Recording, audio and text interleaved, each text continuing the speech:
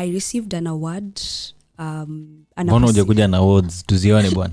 Watu wataonaje? Watu wataona awards wapi? Award wataiona social media, nimeiweka huko. Okay. Yeah, I received. You're listening to Blue Radio, bringing the vibe. In studio with me, of course, is none other than Faridah. Karibu sana. Thank you so much. All right, it's good to have you this morning. And I want to start off. The normal way. There is usually an abnormal way and a normal way. Sawa. Okay. So the normal way is where you get to tell us who is Faridah. You know, someone obviously is listening and is wondering who is this person. So maybe you can break it down for us. Okay, so my name is Faridah Ali and I'm an education activist. I'm a community social worker by profession. Apart from that, I'm a youth, women and girls rights advocate. All right. Inakuwa nzuri tena sana. So of course this is one for all the ladies listening in and all the men, because it is very, very important. Now I want to start off by something I read from your profile. Okay. And this was quite interesting for me. Your battle with Akin. Yesterday we were having a lifestyle conversation, and of course maybe to help someone, of course, maybe in their own journey as well. How was that journey for you? Pardon? I read from your profile that is somewhere you wrote my battle with Akin. Of course, I believe you won the battle. So of course, how was that journey? Of course, it is actually from your profile. I think I read it somewhere. I don't know if I got it right. Oh, okay. So acne is the normal way people usually call it pimples. Okay. We've always normalized it to say that at a certain age of puberty, that's when we get affected. So growing up, I've always never had issues with my skin. And I was just a normal girl. I'll use any like lotion, petroleum jelly without any effects.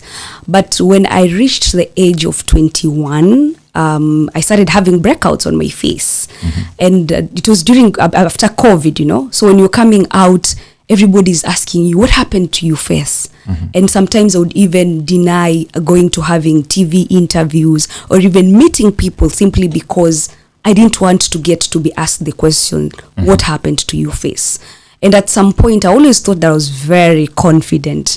But I never knew that it would reach a point where I will experience something that would really lower my self-esteem. You know, getting to a point whereby you reject and deny opportunities that are going to make you to meet people physically simply because you're scared of your face. I used to cover my head, wear a mask, and wear shades. Because I don't want people to ask me what happened to your face. It was that serious. And sometimes when you meet with people, they're there telling you, hey, so you use this. And everything they're telling you to use, you've already tried using it. Yeah? So nothing is working. Nothing is working, and they don't understand. Nobody had sat with me to tell me, can you go see a dermatologist, you know? So I decided to go to a hospital where I started seeking medical attention. I spent a lot of money. I'm not going to mention the name of hospitals. Yeah, I spent a lot of money, and we're not even getting to the root cause. Only to realize that I was dealing with something internally, and the medication that I was taking was still affecting my skin. So it took experts for me to get to where I am, and I handled it so well. And right now we thank God, and I'm confident enough to say that this is the journey that I walked. And if you look at my social media, even my YouTube, I shared now my journey so that other young people can clearly know that this is something very normal. And being an iconic person in the society, when you're able to share your vulnerability, I believe that is when people can resonate with you and they can clearly see you're also human. Because there's this notion that when you're up there, people think that you don't experience the normal things. People think you always have everything figured out. But my journey is just to encourage any other young person out there, be it a man, be it a woman. If you're struggling with anything, it's upon you to decide how you're going to carry it and how you're going to deal with it. If people bring their advices, pick what you think is important and works for yourself. Exactly. All right, very powerful. Now for those logging in, we're just chopping it up, of course, with Faridah Ali, and I want us to get into now the thick of things. Now you mentioned earlier that with the battle, of course, it lowered your obviously self-esteem and you avoided a lot of interactions with people, and I've seen you speaking. You've spoken, of course, at UN forums, regarding women and that kind of thing. How was that experience, and how has it changed, of course, your approach, to growing your business and growing your foundation? Okay, I think first in the introduction, I didn't mention that I'm a founder and currently the executive director of Elimu Care, which is a community-based organization championing for educational development by addressing issues of gender and leadership. We are based in Mombasa. We implement programs in Kisauni in Nyali sub-county. So part of my work, it gave me access now. I joined a network called the She Leads UN Youth Advocates, which is headed by Plan International and other organizations. So that program, or rather that opportunity, gave us access to advocating at global spaces. And what I mean by advocating at global spaces is accessing the UN meetings that when you speak, when you give your call to action, it's going to be picked up and leaders are going to act on it, right? So I had that opportunity to submit a statement on the rights of children in the digital environment. I had an opportunity to also speak about the effect of hunger crisis and climate change in Kenya, the effect it has on children, women and girls. And I also contributed in a lot of statements that we submitted to the UN jointly on the effects of education, the rights of girls and women generally. That opportunity changed my life for one. This is something I've always dreamt about. Who would have thought? Just a normal girl born and raised in Mombasa will sit in the UN where presidents would listen to her and give her recommendations, And then the second thing about this opportunity is the fact that all the work that we've been doing on the grassroots have gotten an opportunity to be heard at global level.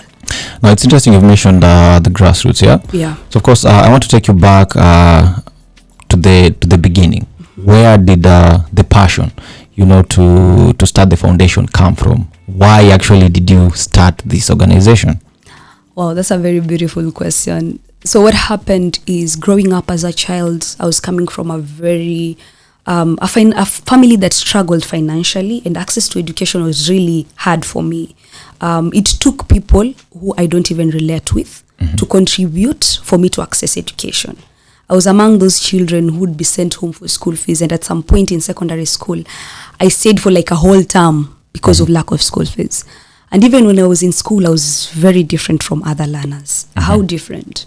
The resources like books that were supposed to be accessed by any other child in school, I used to lack them, And because of my journey, which I saw people coming in to support me, and even after finishing high school, I got an opportunity to share my story at a platform called Engage Kenya.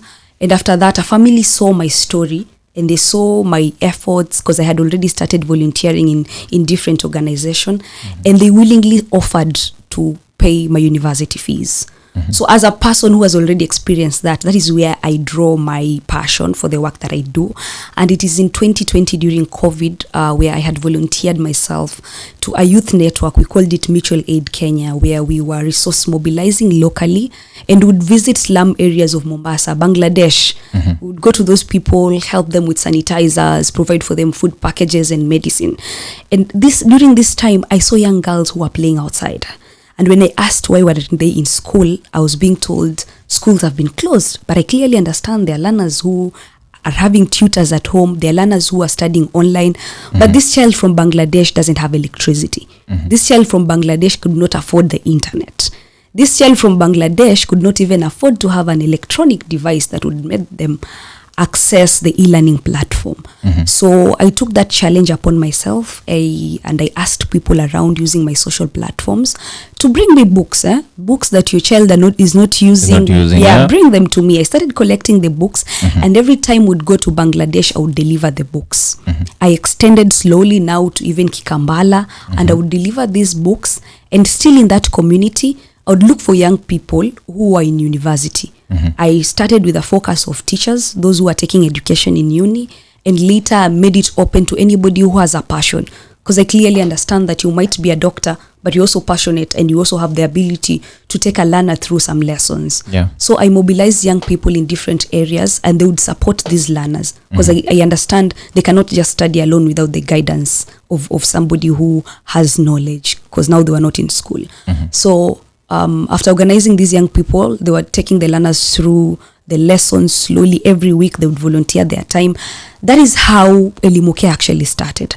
So it is from that. Now during COVID, January, February, March, and in July I was like, you know what, let me just register this as a CBO. As a CBO, yeah? Yeah, because clearly I had already started doing a lot of work around education. All right, that's very amazing. Yeah. And of course, if there is someone listening in here and they want to be part of the Elimu Care, how should they join? Or, how are they supposed to approach you, of course, and the organization as a whole to benefit from the same program? Okay, first there's a form on our website. You can check out elimucare.org and you can fill in the volunteer form, because down there we have ways in which you can be part of Elimu Care.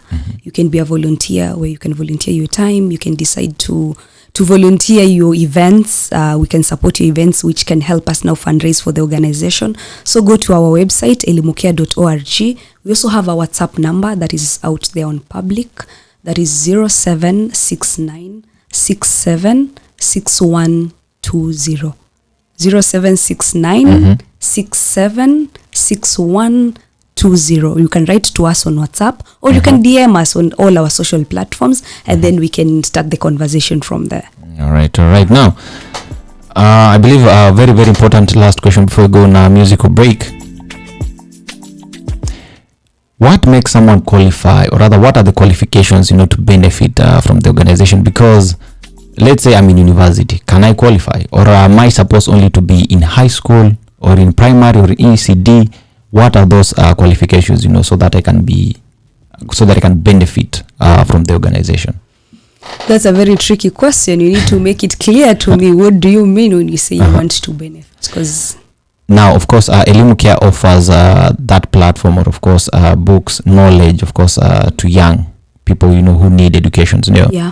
So let's say, is it open to everyone who needs it, or is it specifically to a specific group of people? Yeah. Wow. Okay. Interesting. That is a good question you've actually asked me on air, because we get a lot of challenges when we're dealing with the community.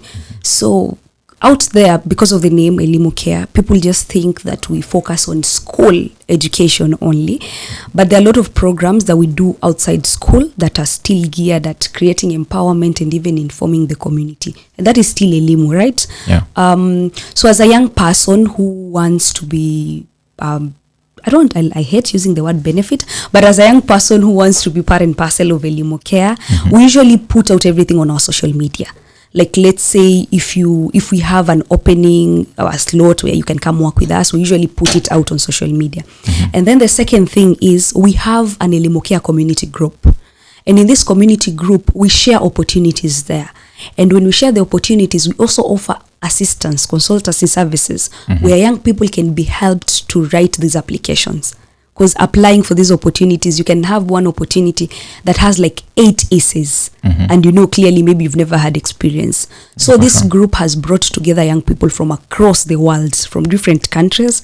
Opportunities are being shared there, and if you need help on the application, we help you. That's one of the ways. And then the other way is also we have Elimu Care volunteers. I think you've asked me that question. So for our volunteers, there's also opportunities that come along with them accessing through Elimu Care. Be it capacity building opportunities, depending now on the field that you've focused on, as you've asked me. Yeah. If you're on media, let's say, and Elimu Care has gotten an opportunity, or rather a slot on media, I will not go there as Faridah. That opportunity will be shared to our volunteer who can benefit from it, And then lastly, I wanted to make it clear to our community is that you've seen us paying school fees for people, right?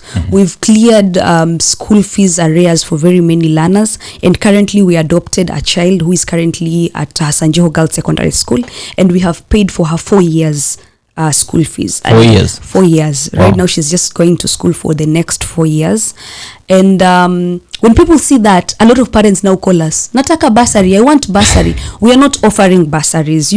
We get to hear a case, we do a needs assessment. Okay. And then one unique thing about Elimu Care is the fact that community money is what is championing education in Mombasa. For the 4 years we've paid for our girl at Sanjeho Girls Secondary School, it's people who've contributed.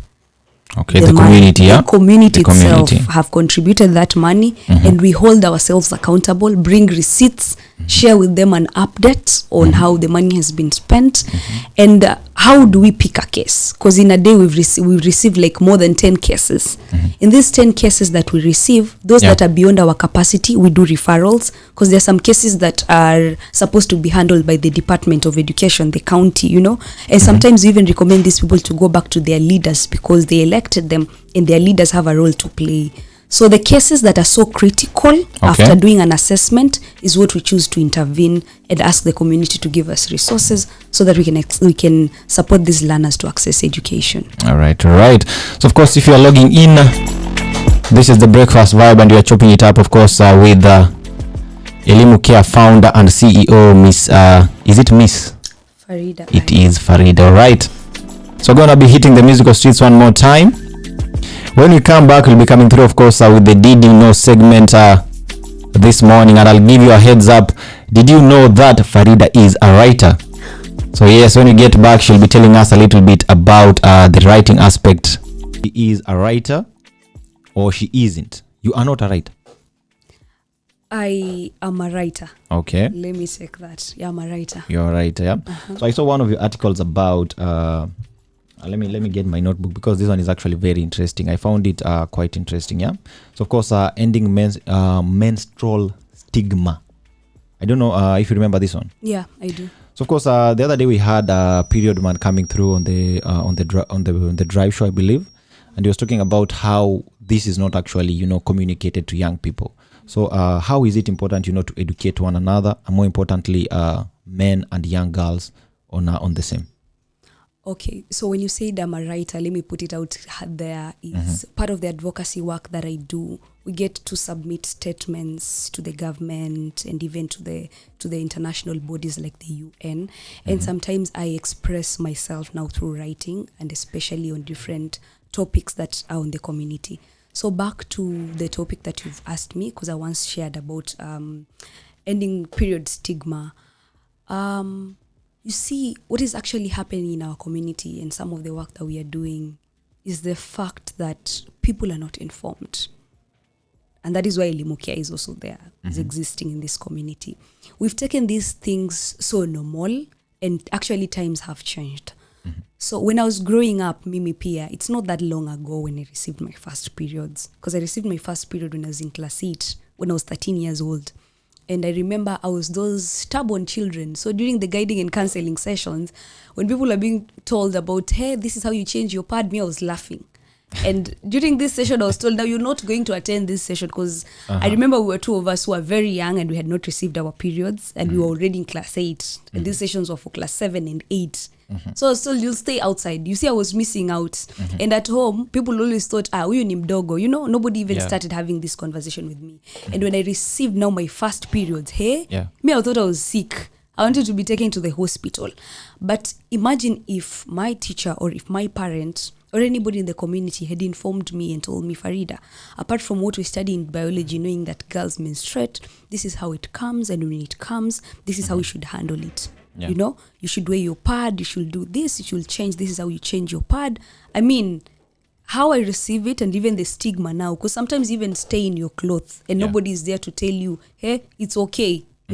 And now that some of the work we are doing around advocacy, and as you mentioned, the period man, he's actually doing an amazing work, is telling the community that issues of menstruations are not for women only. Because the society has always labeled it, women are the one who menstruate. So it is women to handle that alone. Bro, we need you. We cannot do it alone. You are a father. You are somebody's sister. You are somebody's girlfriend, you're somebody's husband. How are you supporting your partner when it comes to menstruation? Sometimes even the stigma comes from the people we live with. It's your brother, Mekona, you bleed there, Some of these words we even use to girls because we are all menstruators. Also really play a very critical role in the experiences that we have. It's not easy being a woman, I'll tell you, because of such experiences that are very natural and are very normal. And then getting to the core of it comes with a lot of challenges. Because the difference in social class even affects. Some people cannot even afford to buy sanitary pads. Imagine the stigma around it. Some people cannot even afford to get painkillers because it comes differently. There are those who have very painful cramps. And even the painful cramps that comes with menstruation, some of them have even normalized it to say, it's normal. If you give birth, it will end. That is what we are being told. But you know what? That's not normal. I'm telling young people out here. If the pain is too much and it's too extreme, you need to go see a gynecologist.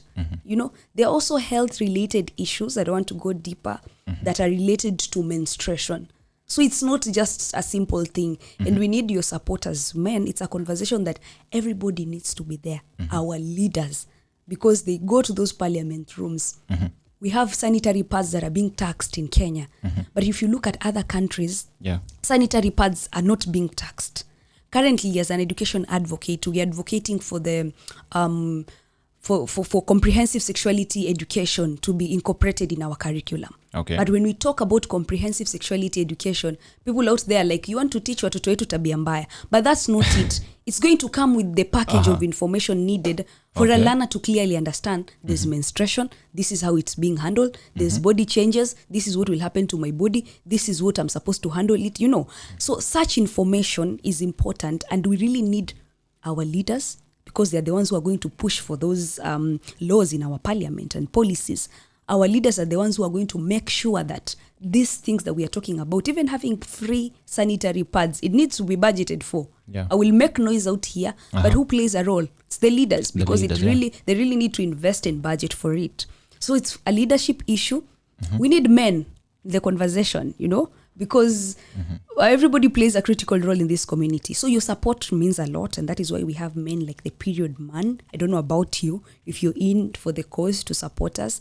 And we need everyone now in the society to normalize these conversations. Because if we don't, it will sound strange, and that is where our young people go astray. And get left out. Exactly. Now, I understand you just jetted into the country, I believe a few days or a few weeks ago, and it is I believe you were speaking at a convention. Maybe you can tell us a little bit about that, and what was it about, and how has it changed the approach you have, of course, on international events, and impacting, of course, Elimu Care. Wow, interesting. So this year, so far I've traveled for 2 global conferences. I was in Rwanda in July, April. Okay. I was in Rwanda recently for the Women Deliver Conference, which is one of the biggest and the largest conference in the world on gender equality. And it was happening in Africa for the first time. It happened in Rwanda. So I went there as a speaker on different side events, like 2 of them. But I also got an opportunity now there where the CEO of a global organization called Plan International that is in over 50 countries ceded his power to me, and I sat on the first plenary of Women Deliver Conference. And what do you mean? What do you mean you say plenary? Oh, so plenary, these are like, you see the panel sessions. Like, let's say right now there's the climate conference that is happening in Kenya, you know. So there's usually the first plenary, and most of the time the first plenary will have like the president sitting with experts there, and then they launch, and then they discuss and touch on a few things that the conference is going to talk about, right? So this CEO was supposed to sit on that seat and talk about humanitarian and the rights of girls and education. But because he saw the potential in me in the work that I've been doing, the advocacy work, he was like, you know what, I'm passing my power to Faridah. Wow. So at that moment, I sat on that seat and I spoke as Faridah from the work that we've been doing in Mombasa, the experiences that our girls are facing in Mombasa, and actually put out a clear call to action that leaders should invest in free and access to education for all girls across the world. That's one. And then it is from that opportunity that I spoke in Rwanda. I got an opportunity now to go speak in the Latin America, specifically Colombia, where I traveled for more than 26 hours, to get to Colombia, where I spoke in this, it's the most disruptive conference in the Latin America when it comes to gender equality. So I was just called to share my story as an inspiration to other young people out there. And I received an award Mbona hujakuja na awards tuzione bwana? Watu wataonaje? Watu wataona awards wapi? Award wataiona social media, nimeiweka huko. Okay. Yeah, I received an award to appreciate me for the work that I've been doing in my community. And what these opportunities have taught me is that first, it has actually given me the awareness, and it has opened my eyes that I am really doing a lot of work.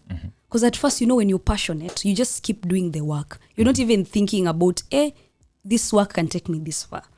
But I'm seeing people who are like, this is what I've been looking for. How old are you? You know, the feedback I'm even receiving from people, I'm like, wow, it keeps me to sit down and still reflect and actually know that, you know what, I am the prize. And whatever work I'm doing, honestly speaking, whatever work I'm doing, I should not even take it for granted, and I should not give up. Because if these opportunities can come, if somebody can see the value of my voice and call me and cater for everything, just for me to go speak and share the experiences of the girls and education in Mombasa, this simply shows that I'm making an impact, and there's still more that I can do that is very impactful. And then the second thing is the opportunity to network and meet different people. It has really helped me understand the dynamics of things. You see the challenges we're experiencing here with our leaders, the challenges we're experiencing, let's say, in access to education. There are other countries who are experiencing the same. But now the context is different. When I was in Rwanda, I met girls who are from Afghanistan. And when we were talking about education, they were sharing a whole different context where learners are in school, there's a bomb that has been thrown, girls cannot go to school, issues of security. But in my country, I can still relate to the same because the context of Kisauni, sometimes we get to experience insecurity issues. And who are the perpetrators of this? Some of them are even school people, being used, So just meeting different people and getting to hear different things, how they experience things and how they handle them is clearly something that has been very important in my trip. And of course, enjoyment, in everything that I do. I usually say enjoyment, have fun, just the experience itself, traveling alone for that long trip and just processing everything was really amazing. Life-changing also. Yeah. Nzuri tena sana. Kabisa. So of course, if you're tuning in, or rather logging into the conversation, Elimu Care founder and CEO, Faridah in the building. So my clock is striking 40 minutes past 9 a.m. I'll be going into the musical break one more time. But before that, I just want to remind you to follow the conversation on X Spaces. Hashtag to use this morning, hashtag breakfast vibe. Very, very nice. Now, when we do come back, we'll want to get into the impact that the organization has had, of course, throughout the journey. But first, I want to ask a very important question, yeah? Of course, as a woman in your line of work, there are a lot of challenges you face. How have you been able to overcome them? And of course, what inspires, or rather, where do you draw your strength from? Well, as an African woman, that's where I'll start. Okay. Because we have the issues of tradition and culture, where women have always been perceived and have always been told that the place that they belong is in the kitchen. I know times have changed, right? Yeah. But there are people who are still holding such opinions, and it becomes very hard for them to support you and even support your cause. One thing I didn't mention, where I grew up in a very broken family, and I can clearly remember the words of my father. Educating a girl child is like wasting money. You will study like any other child, you'll finish. You're not the first person to go to high school. Those are the words he used to tell me. So you can imagine the weight of it and the kind of trauma I've grown up with as a young child, and trying so hard to prove this man wrong and any other person wrong. And I know this is just the story of Faridah, but how many Faridahs are out there who are also experiencing the same? That's one of the challenges. And sometimes even in spaces, you can, because we're in the civil society space, and then maybe there are roles that needs to be played, and let's say you want to say, I'm going to chair this meeting. Somebody will be like, no, Let's Mr. So-and-so chair this the meeting. meeting, yeah. And we were having this conversation last week. I was in Nairobi where I got in a meeting and someone was like, hey, Faridah is here. You can now be the secretary. You see, there are some roles that we've said that women are the ones who are going to play them. So I was like, you know what? I am not going to be the secretary. Actually, I'm going to chair this meeting. Hey, people thought it was a joke because me, I'm very outspoken. I really speak a lot. I was like, okay, so where are we starting? And I started chairing the meeting. Everybody was laughing, you know, and we kept throwing words to each other. But I got serious about it, and I didn't really play the role of the secretary because we've always normalized, and it's simple. A woman cannot lead. You can only be a secretary. It starts there. And even back to the support itself. There are some people who are all still holding the opinions that women cannot do it. When you go to ask for support, somebody first looks at you, you're a woman. Yeah. And they use that against you and even deprive you of the support that you need. And then, of course, the challenges that comes with the natural aspect. We've just talked about menstruation. If a man is working from 1st to 30th of the month, I'm not able to do so as Faridah. Okay. Because there are some days my performance will change. If let's say I give 100% every day, when I'm menstruating, I'll give 70-80%. That's also one of the challenges that I experience as a woman and as a woman leader. And then lastly, I can say, even as a country, we are not yet there. Nakuru is the only county that has proven us wrong, you know, by having many elected women in that county. Yeah, for sure. We are still struggling to fight for the 2/3 gender rule. Why are we even having this conversation if women are supposed to take these spaces? We're not even supposed to have it. But having the rule itself clearly shows that there's an imbalance in the women leadership spaces, and it becomes so hard sometimes to even be supported as a woman. All right.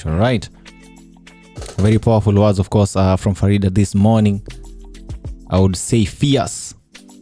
If you are logging in, catch the conversation on the X Spaces hashtag to use. #breakfast vibe.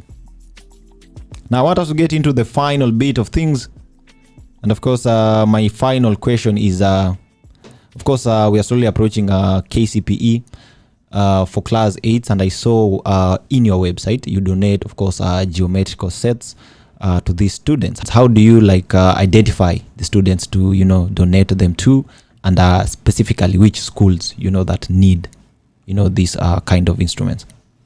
Okay, so this is our signature project where we give learners access to geometrical set. It's a simple tool that at a glance you might think it's not even necessary. But so a learner who is doing their KCPE, missing that, they cannot even access the room. And it even has an impact in their performance, especially in the subject of mathematics. So we collect resources still from the community. We ask people to go buy sets and bring them to us. And we also put our pay bill out there where people can donate. Okay. And then we have mapped out schools. Like when we started, we mapped out schools that have learners who are from vulnerable families and they cannot afford to buy the sets. And then that's how we go distribute them. And we are focusing on KCPE most of the time because, after doing the exam, we know that it's sustainable. That learner can go with it to the next, high school. That is one. And then another approach we usually use is we are currently trying to equip schools with such tools. So for it, we provide it in the school. We provide a specific number, like let's say 50 geometrical sets. They stay in the school so that it can be sustainable. Anytime, any lot, like let's say next year we have a learner who doesn't have a geometrical set, the school can still lend that learner, use it in the exam, and then it goes back to the school library. So that's one of the sustainable way. And if you want to donate and support us, still our pay bill is out there on all our social medias, and you can still check our website. It has all the details on how you can support us by donating. And for the school where we are right now, the schools we've been working with, we are trying to still stick to them so that we can be able to measure our impact. And if you're outside, let's say Nyali and Kisauni, as a school head teacher or a principal, you can write to us and fill in a link that is still on our website and submit the application. We'll look at it and then we'll get back to you and see how we can support each other and the learners. All right. Nakonzuri tena sana. I want us to get into the impact, of course, you have had on the lives of students, families, parents. Of course, when you change someone's life, how does it, of course, first and foremost affect them on a personal level, and of course you on a personal level, and the community at large? At large. Okay, interesting. So far as an organization, we've been operating for 3 years. We actually turned 3 in July. And for the 3 years, we've been able to provide 1,111 geometrical sets to the same number of learners. We've been able to provide more than 2,000 dignity packs. We call them dignity packs because it comes with sanitary pads, panties, soap inside, and sometimes we even give mpaka slippers, So that package, we've been able to give more than 2,000 girls so far. And when it comes to the empowerment, the number is very big. I can say more than 5,000 people have been able to educate them on different topics. SRHR, that is sexual reproductive health and rights, and generally community empowerment. Aside from that, we implemented a program called Nisaidie Kupaza Sauti, where we identified 25 survivors. I want to be keen on the words that I use. 25 survivors of gender-based violence, and we offer them psychosocial support. And this is, therapy is expensive. So expensive. We employed therapists, psychologists to support them throughout, and after that, we supported them with an economic boost for their business, some amount of money that they went back and enabled their business. For those whose business had died, they restarted their businesses. And why did we do this? So that the parents can still be able to afford the education of their children and still take their children back to school. Apart from that, under the GBV program, we do referrals to date. There are a lot of cases of gender-based violence where children are being raped. Somebody's rights are being violated, domestic violence, all those cases of gender-based violence. Call us. Our number is out there. And once you call us as an organization, we do referral. We don't handle the cases, we do referrals. Because we have different organizations in Mombasa and even beyond that offer different support, be it legal, be it, because we don't have safe houses in Kenya so far. We don't. So there are some organizations that have that strength or rather financial muscle to offer such like rescue, So once you call us, we get to hear your case, you tell us the situation. Immediately, we don't take long, we refer you to an organization that can be able to assist you, and you're being assisted. Hapo, pop. And then another thing, we are working with more than 50 volunteers currently. Okay. Yeah, they're volunteering at different capacity. Some are volunteering as mentors, some are volunteering still on the network that I had mentioned to you, that we support young people in sending out applications. There are people who don't even know how to write their CVs. But in our opportunity community group, those are the kind of support we give. And in that group, we have more than 200 people. But we have the more than 50 volunteers are the ones who are offering such support at a voluntary capacity. And that's why our organization is very important in this community, and I still insist. And we have really shown the community that aid should not come from outside. Aid can still come out from ourselves, because we mobilize around and see, as the Mombasa community, what can you do to yourself and what can you do to solve some of the challenges that you are experiencing in the community. So we are here as an enabler, as a connector, and as a person, or rather as a community, to create awareness. This is how we should handle this and this and this. So those are the numbers so far I can give about the impact. And then we've been able to clear school fees arrears, I think this year, for more than 4 people. Okay. Those are just arrears. Somebody has finished Form 4. They cannot access their results. They have a scholarship. They need to go to university, but they can't because their results are being held. So it's 20,000. We resource mobilize, pay that for somebody to transition. Some of them, I know there's one guy who was in TVET institution, and the exam was a NEC exam. He was not going to sit for that exam. It was that bad, simply because he had not cleared the fee area. So we cleared that, and that young man has actually sat for his exam, and currently he's employed somewhere. So what kind of impact does this have? First, to me, as a leader, just seeing change in my community and seeing the mission and the vision of Elimu Care coming to a realization is actually very fulfilling. And it's fulfilling, and it's actually igniting more passion in me to continue doing the work. And to the community, the impact it has, one, we are trying to create solutions. The community is actually receiving solutions from Elimu Care to some of the challenges that they're experiencing. And then we are also we are bringing education to the community, which is actually giving a voice, giving the community, especially the young girls we have helped, we are giving them a voice and a platform, a platform so that they can be able to champion and even question when their rights are being violated. And then one of our biggest highlight moment is on a weekend, because we started fundraising on Friday evening. Saturday, Sunday, we were able to raise school fees for 4 years for a girl in high school. Amazing. So if 2 days we can pay school fees for 4 years, what can we do as a community? So this girl has been given life. She now has an opportunity to access education that is going to play a great role in her life. Yeah. Amazing. I want us to finish with, of course, your partners. Do you have any? And more importantly, can you talk about Plan International and, of course, the role they are playing, of course, in boosting and enabling your organization as we wind up? Okay, so Plan International is a global right-based development and humanitarian organization that is working for the better of lives of children, and mostly they champion for the rights of young girls. Under Plan International, I'm sure they have very many programs, and they're operating in more than 70 countries. And Kenya being one of them. Their HQ is in Nairobi. So under Plan International, I'm a She Leads UN Youth Advocate. I want to tell all the young people there that this is an opportunity they can also go for. They can apply out there and be part of the cohort. It is a very competitive, how do I say it? It is very competitive, because you can imagine just 6 or 5 people globally being selected to advocate at the UN and other global platform. But they can still keep checking out the opportunities that they put out there and even write to them and see how you can even partner with them. So that's the work that we started doing with Plan International, and my recent trips in and out of the country, especially the Rwanda one for the Women Deliver. It was still under Plan International.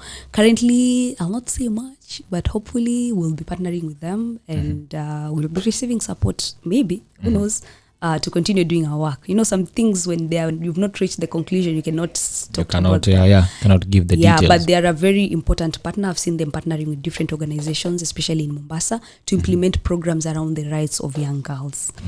That is one. We also do a lot of program partnering with other organizations locally, other CBOs. We have partnered with Her Narrative organization. We have partnered with Path Youth organization. This is a very interesting organization that is based in Likoni, and we have been doing literacy and numeracy boot camp during the school holidays, where we bring learners and teach them creative voice on how to handle mathematics and even English. And why did we do that? We have seen those are the subjects that are being poorly performed in the coast region. So Path Youth Organization, and then we have Give for Good Kenya. I think you had the director and the founder, Sophia Wabosha. Yes. So currently our strongest partner, and even Swahili Port Hub, we partnered with Swahili Port Hub. So Path Youth Organization, Give for Good, Swahili Port, and other organizations that are existing here. And my message to people out here, do not see the organizations operating and thinking that we are the ones selecting the people that we want to work with. Knock on those doors. Write to them, call them, because that made me, before I even got to this point, I've written to very many people. I've knocked on very many organizations' door, clearly knowing what I want, and then it is engaging with them that I have grown myself as a leader to reach to this capacity. All right.